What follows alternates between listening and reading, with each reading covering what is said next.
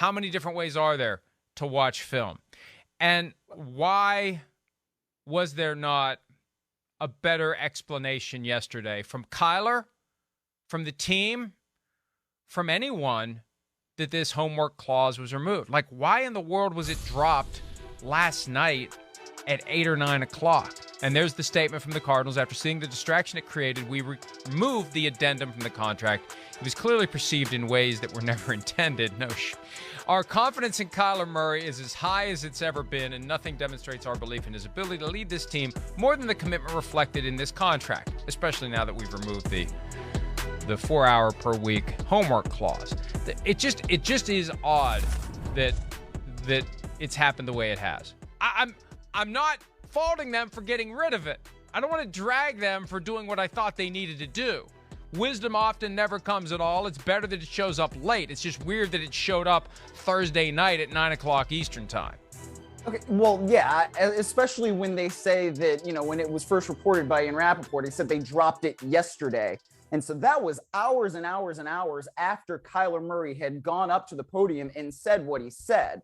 So, again, why did it take that long for them to, come out and publicly say, hey, yeah, we've dropped this? Oops, our bad, guys. Sorry. That's one thing. But you brought up, there's more than one way to watch film, and how he said that. It's but what's the best way? Because there probably is a best way, right? What's the way that Tom Brady does it? What's the way that Peyton Manning did it?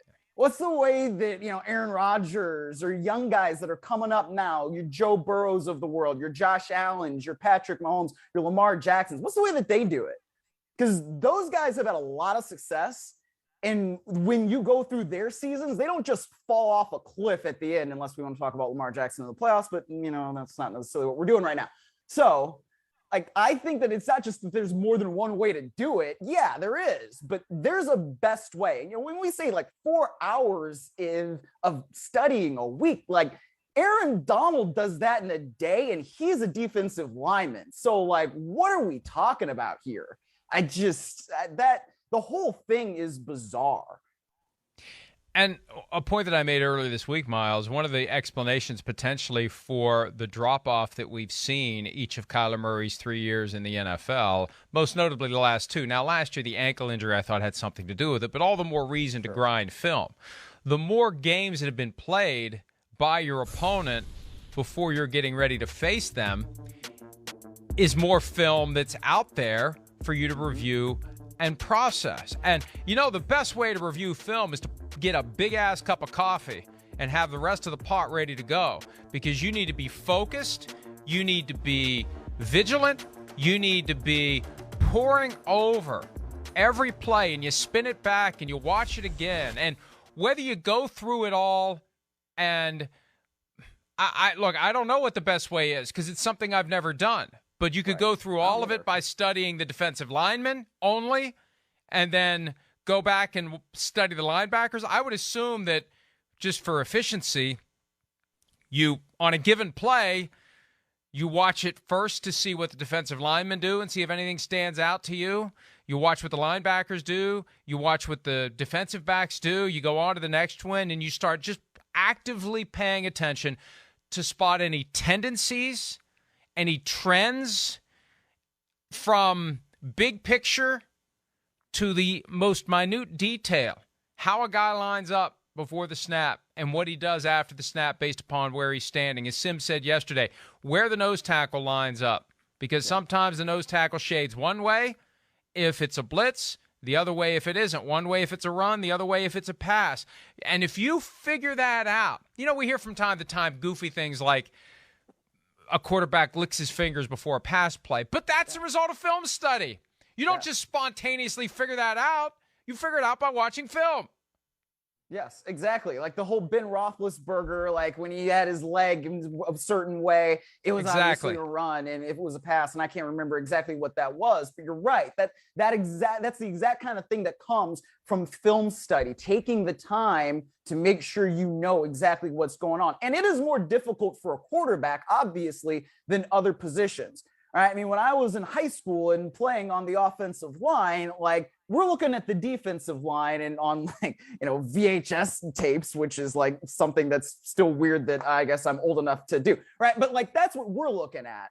And you don't necessarily need to see what's going on at the third level in the secondary, but you do kind of need to know where the linebackers tend to fill on the OL when you're talking about a run play and things like that. So that's one thing that's different for like an offensive lineman than it is a quarterback, because the quarterback's got to know, all right, well, if this 3 technique is playing this sort of shade, well, then yeah, that's going to change what we're going to do up front. And that in turn is probably going to change where the hole is that the running back needs to hit. So you have to be able to process all of these different types of things. And like you said, there's more than one way of breaking that down, but there has to be a way that works, not just, for a quarterback, but for most quarterbacks. Or I don't know, there has to be a really good way of doing it. And for whatever reason, apparently the Cardinals felt the need to say in the contract that he has to do a better job of this.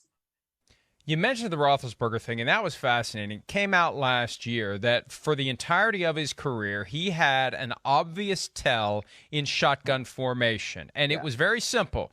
When he was going to hand the ball off, pre-snap, he had both of his feet squared away because he's not getting ready to do anything with the football other than say, here you go. When it was going to be a pass in shotgun formation, he had one foot behind the other as he was bracing to get the ball and drop back another couple of steps.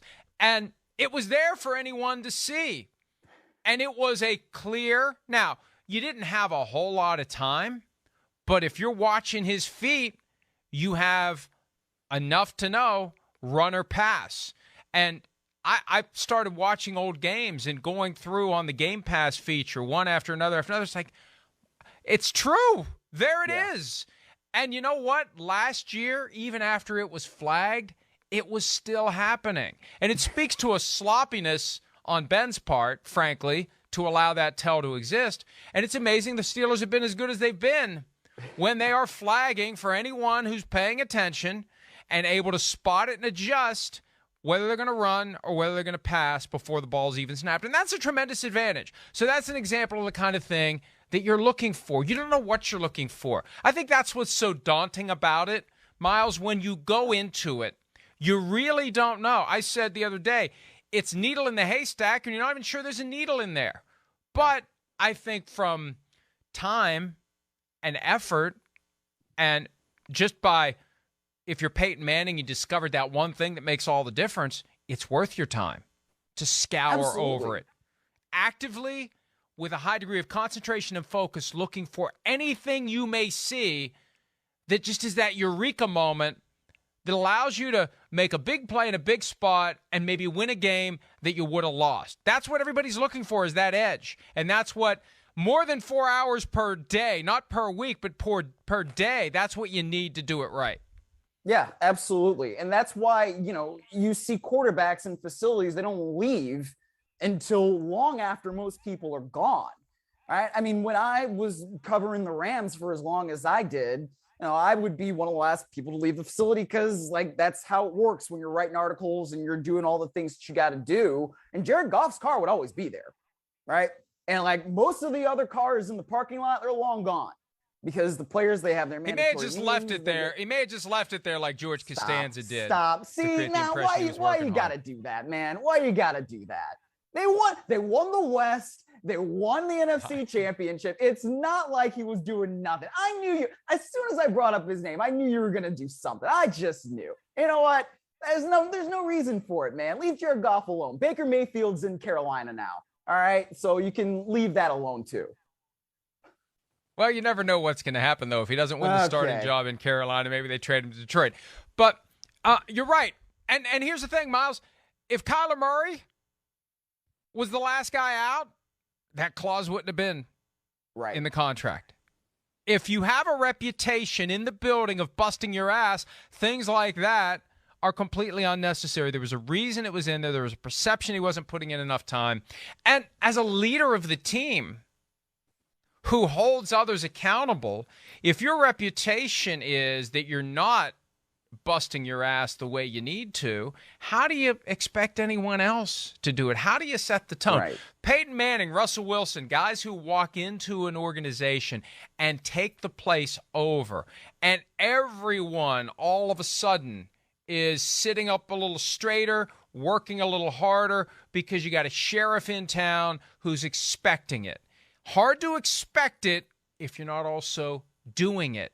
That's another thing. It makes it amazing that he's accomplished what he has. If the Cardinals really did do this because they have concerns about how hard he works, and if the end result is he's going to work harder, think of how much better he's going to be all around, every aspect of his game. Yeah, well, they might have ticked them off enough for them to do that. So hopefully that's what works out. And I guess, as we see this clip of DeAndre Hopkins right there, like that also was a factor in, the Cardinals not doing as well last year. And I feel like it's only fair that we point that out. DeAndre Hopkins was not healthy. I didn't play. So that is part of it. But when you're the quarterback, you've still got to make sure your game is elevated and you're doing everything you can.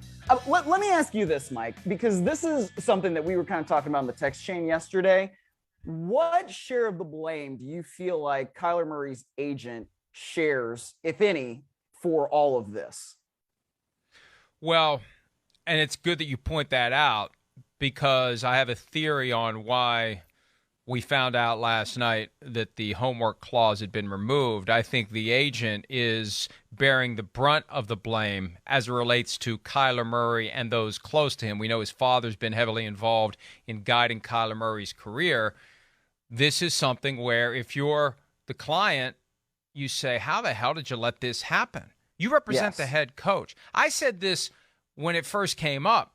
You got Eric Burkhardt, who represents Cliff Kingsbury, and Kyler Murray. There's got to be a way to come up with a plan to convince Michael Bidwell that this doesn't need to be in the contract, that this is going to create a mess for everybody. Hey, Michael, don't you realize that once this gets filed with the league and the union, it's going to be out there? And you could say, well, we were never going to convince him of that. Well, did you try to convince him of that? I think somebody in the organization would know how to properly deal with tiptoeing toward the emperor's throne and convincing him, or setting it up in a way that it's his idea. That's what you have to do sometimes with folks who run these organizations. You have to make it look like they're the ones who thought of it, even though it's an idea that you planted by the way that you set the facts in front of him.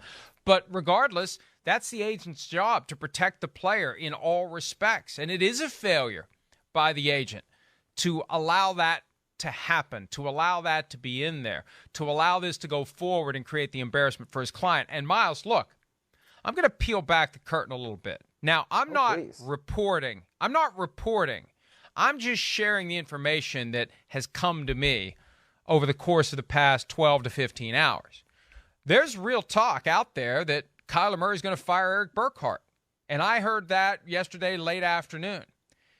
And is it a coincidence that talk's getting around and we find out last night, 8, 9 o'clock Eastern time, that the Cardinals ditched the clause? No, because here's what happens. The Cardinals don't want him to hire a new agent, because if he hires a new agent, the new agent doesn't make a penny until Kyler gets a new contract. Mm-hmm. Burkhardt's earned the fee for the contract that was signed on Monday.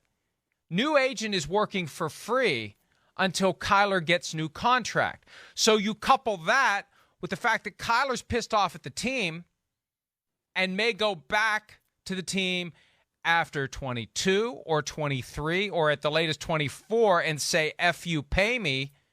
You got a problem if you're the Cardinals. So at this point, everybody wants the status quo. Everybody wants the problem to go away. And I think that's why we found out last night that the clause is gone.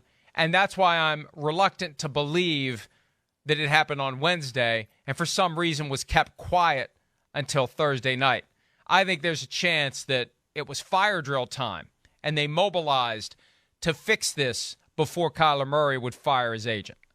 A chance that it was a fire drill time? I mean, this was a 5-alarm fire by the time this got out, right? So, heck yeah, it should have been fire drill time. I don't think One thing the Cardinals said in that statement that I believe, like, they had no idea the firestorm that this would create, obviously, because otherwise they never would have put that thing in there. But I still don't really understand what you would think an unprecedented clause in the contract would do, aside from make us all think that you need to make him study more and that he has some sort of work ethic problem. And so, like, I get why Kyler Murray would be extremely ticked off at his agent for something like this and allowing him to sign something like this that the agent should have known was unprecedented. Right. And like, I mean, one of the things that you said in the text chain yesterday was like, well, if he doesn't sign it, then the Cardinals could leak like, hey, look how much money per year he turned down.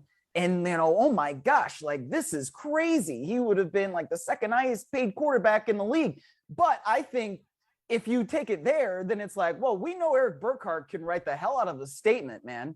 And like, you put out there that, look, this is what they asked us to do, and this is unprecedented. And, Don Draper said it. If you don't like what people are saying, change the conversation. That's how you change the conversation. And I feel like people would have been against the Cardinals with that because, again, like, you're questioning his work ethic, and look at what he's done for you. So I see why Kyler Murray could perceive this as a failure, as a complete and total failure by his agent.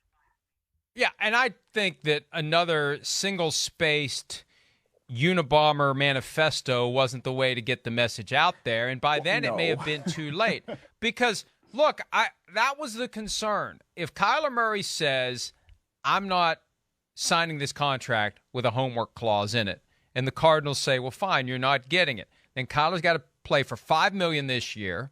And remember, his good buddy Baker Mayfield had his career completely derail without his second contract because of a week 2 shoulder injury, and he's still waiting for a second contract and may not get one until after the season. And even then, who the hell knows when he could have had $30 million a year last year if he had taken it. And I'm not saying he should have. But the point is, there's an injury risk that you want to shift to the team. So you're going to go forward with $5 million a year and turn down 46.1. They're going to leak it. And they're not just going to leak he walked away from 46.1, Miles. They are going to leak he did it because he refuses to commit to work more than 4 hours. We only asked for 4 hours. He refuses to commit. Are you kidding me? The guy doesn't want to put in 4 hours. So the story was getting out anyway. I think that's why at the end of the day, they just decided to sign it. But it just underscores the importance of having an agent. And I'm not being look, this is unprecedented. So there was no manual for anyone to resort to. In hindsight, obviously, the agent should have been the one to make sure that people in the Cardinals organization realized what was going to happen once the clause got out. And there should have been a lot of I told you so at a minimum if he was telling Steve Keim, Cliff Kingsbury, Michael Bidwell, anyone in the organization. If you insist on this clause, you're going to make Kyler look bad. You're going to make yourselves look worse. Do you not understand the pile of crap you're about to step into? And it's pass-fail. You either convince them to take it out or you don't. And he failed to convince them to take it out, and that may result in Kyler Murray having a new agent. Yeah, exactly. And, I think that there's reason for it because, well, like I said at the top of this, when Kyler Murray feels like his work ethic is being questioned, I understand why that gets under his skin the way it did. I understand the need to feel like you've got to go out there and defend yourself, listing your credentials. We can go back and forth on whether that was a good strategy or not. I don't know. But I feel like there is a real sense that he needed to say something, right? And frankly, I think that somebody from the Cardinals front office should have also gotten out there and said something aside from this like 2-3 sentence statement, whatever it was, right? And they need to give Kyler Murray a public apology, because it's not just that, people in the media are questioning his work ethic via, unnamed sources or this and that. Like, no, dude, that was literally in a contract that he signed.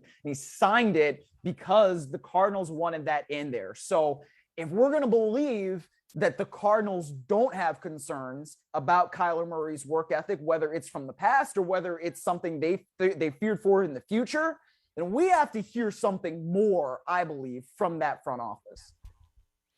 And I said this yesterday. I wrote about it at PFT, and every once in a while I stumble into a situation where it kind of looks like, if you just squint your eyes enough, it looks like I know what I'm talking about.